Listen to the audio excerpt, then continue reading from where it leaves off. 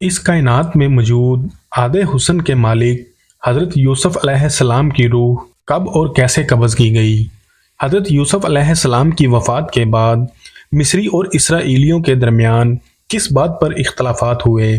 آپ علیہ السلام کی قبر مبارک کو دنیا کے سب سے بڑے دریا کے نیچے کیوں دفن کیا گیا؟ اور یہودی آج اس تابوت کی کھوج میں کیوں لگے ہیں؟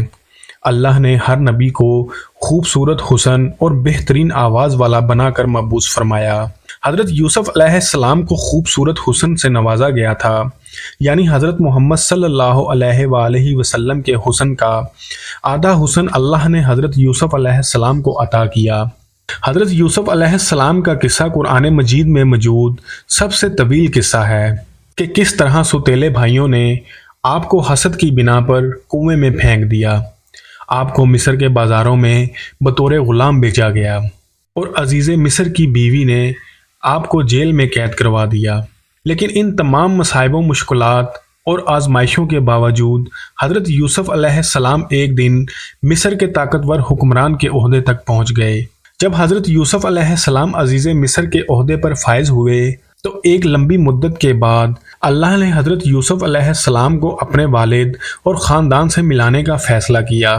لہٰذا حضرت یعقوب علیہ السلام اپنے اہل خانہ کے ساتھ مصر آئے اور 40 سالوں بعد باپ بیٹا آمنے سامنے ہوئے۔ دونوں کا دل تڑپ اٹھا اور دونوں دیر تک ایک دوسرے سے گلے لگ کر خوب روتے رہے۔ روایتوں کے مطابق حضرت یوسف علیہ السلام کے پورے خاندان یعنی بنی اسرائیل، آپ کے 11 بھائی اور ان کی اہلیہ، بچے اور حضرت یعقوب علیہ السلام کے پوتے پوتیاں سب نے مصر میں آ کر سکونیت اختیار کر لی، اور مصر کے بادشاہ نے بنی اسرائیل کو زمین کا ایک ٹکڑا عطا کیا جہاں انہیں آباد ہونے کی اجازت ملی۔ آہستہ آہستہ مصر میں بنی اسرائیل بہت طاقتور ہو گئے۔ حکومتی عہدوں سے لے کر تجارت اور سیاست میں بھی اسرائیلیوں نے حصہ لینا شروع کر دیا۔ جب حضرت یوسف علیہ السلام کی عمر 100 برس ہوئی اور حضرت یعقوب علیہ السلام 147 برس کے ہوئے تو اللہ کا حکم ہوا کہ حضرت یعقوب علیہ السلام کی روح کو قبض کر لیا جائے۔ لہٰذا ملک الموت نے حضرت یعقوب علیہ السلام کی روح قبض کر لی۔ جب اپنے والد کی وفات کی خبر حضرت یوسف علیہ السلام کو ملی تو اپنے سر کا تاج اتار کر پھینک دیا اور ان کے بدن پر جو لباس تھا اسے پارا پارا کر دیا اور بے چینی کے عالم میں دوڑتے ہوئے اپنے والد کے جنازے پر پہنچے۔ حضرت یوسف علیہ السلام باپ کے جنازے کو دیکھ کر بے تحاشا رونے لگے اور روتے ہوئے آسمان کی طرف دیکھا۔ یکایک آسمان کے دروازے کھل گئے اور انبیاء کی روحیں اور فرشتے حضرت یعقوب علیہ السلام کے جنازے کی طرف آئے۔ انہوں نے حضرت یعقوب علیہ السلام کے جنازے کو نور سے غسل دیا اور انہیں بیت المقدس میں دفن کیا۔ حضرت یوسف علیہ السلام اس روحانی نظارے کو دیکھ رہے تھے۔ جنازے کی نماز ادا کرنے کے بعد آپ علیہ السلام اپنے دربار میں واپس آئے۔ آپ غموں سے چور تھے۔ باپ کی جدائی اب آپ سے برداشت سے باہر تھی۔ رات ہوئی تو دریائے نیل کے کنارے گئے، مصلی بچھایا اور روتے ہوئے پوری رات نماز ادا کی، یہاں تک کہ صبح ہو گئی۔ اس وقت جبرائیل علیہ السلام نازل ہوئے اور حضرت یوسف علیہ السلام سے فرمایا، اے یوسف، آپ کے والد کی عمر تمام ہو چکی تھی، اس لیے خداوند نے انہیں اپنی طرف بلا لیا، لیکن ابھی آپ کا وقت نہیں آیا، لہٰذا اپنے رب کی عبادت کیجیے اور اس زندگی کو آخرت کے لیے مزین کر لیجیے، کیونکہ اگر موت کا وقت آ گیا تو مہلت نہ دی جائے گی۔ حضرت یوسف علیہ السلام نے والد کی وفات کے بعد پھر سر پر کبھی تاج نہ رکھا، نہ ہی کبھی مسکرائے، اور ہر رات دریائے نیل کے کنارے جا کر خدا سے مناجات کرتے۔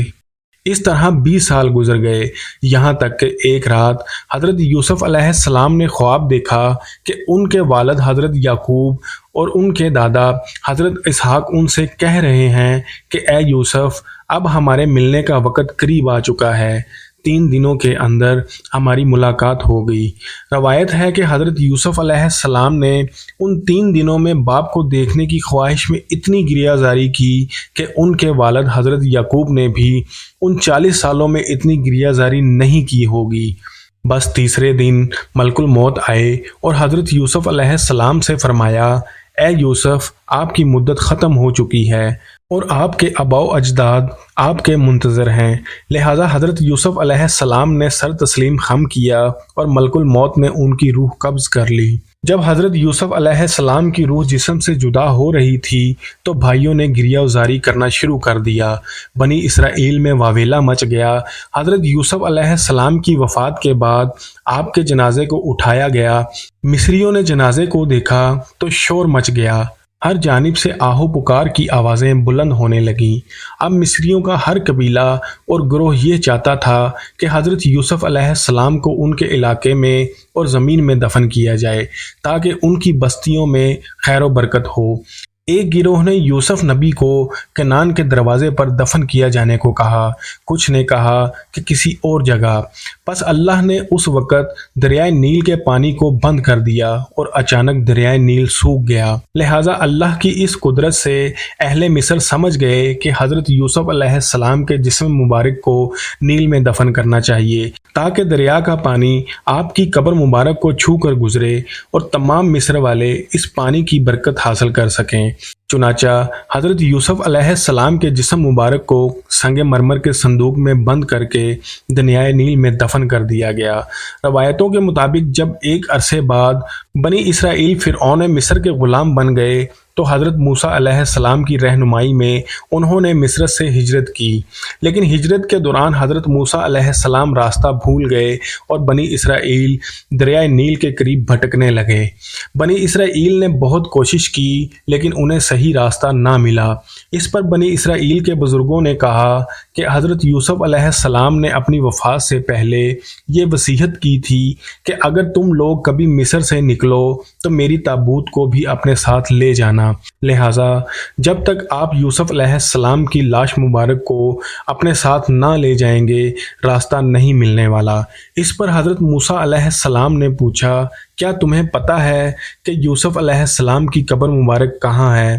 اس وقت ایک بوڑھی عورت کے سوا بنی اسرائیل میں کسی کو نہیں پتا تھا کہ وہ تابوت کہاں موجود ہے۔ لہٰذا وہ بڑھیا حضرت موسیٰ علیہ السلام کو ایک جھیل کے پاس لے گئی جس کے پانی کا رنگ عجیب و غریب تھا۔ بڑھیا نے کہا کہ اس کا پانی نکال دو۔ جب ایسا کیا گیا تو زمین نظر آنے لگی۔ لوگوں نے وہاں کھدائی شروع کی جس کے بعد ایک قبر ظاہر ہوئی جس میں وہ تابوت موجود تھا۔ حضرت موسیٰ علیہ السلام نے اس تابوت کو نکالا اور آگے کا رستہ طے کیا تو آپ کو رستہ مل گیا اور آپ اس تابوت کی برکت سے ارض مقدس پہنچ گئے۔ حضرت موسیٰ علیہ السلام نے فلسطین پہنچ کر اس تابوت کو کسی خفیہ مقام پر دفن کر دیا۔ اس واقعے کا ذکر عہد نامہ قدیم میں کتاب یسوع میں موجود ہے۔ اس طرح یہودیوں کی ایک مقدس کتاب جینسس ربا میں بھی اس قصے کا ذکر آیا ہے۔ حضرت موسیٰ علیہ السلام نے اس تابوت کو لوگوں سے چھپا کر کسی نامعلوم جگہ پر کیوں دفن کیا، اس بات کا علم صرف اللہ ہی کو ہے اور اس کے پیچھے کیا حکمت پوشیدہ ہے یہ کوئی نہیں جانتا۔ فلسطین کے مغربی کنارے پر ایک شہر آباد ہے جس کا نام نابلس ہے۔ نابلس میں واقع ایبل پہاڑی کے قریب ایک مقام ایسا ہے جس پر 50 سالوں سے اسرائیلی، یہودی اور فلسطینی مسلمانوں کے درمیان ایک جنگ چھڑی ہے۔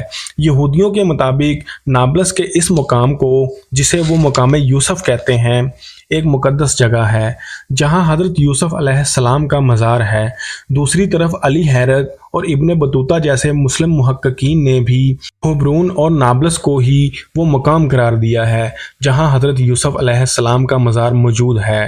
سن 1967 عیسوی میں عرب اسرائیل جنگ کے بعد یہودیوں نے اس جگہ قبضہ کر لیا تھا جس کے بعد یہ مقام اسرائیل کے قبضے میں چلا گیا۔ سال 1990 میں اس مقام کو یہودیوں کی ایک آرمی بیس میں تبدیل کر دیا گیا اور اسے یہودی ربیوں کی نگرانی میں چھوڑ دیا گیا۔ یہودیوں کے لیے یہ مقام اتنی اہم اور مقدس کیوں ہے؟ حضرت یوسف علیہ السلام کی اس تابوت میں ایسی کون سی اشیاء موجود ہیں؟ یہ آج بھی ایک راز ہے اور اللہ ہی اس راز کو بہتر جانتا ہے۔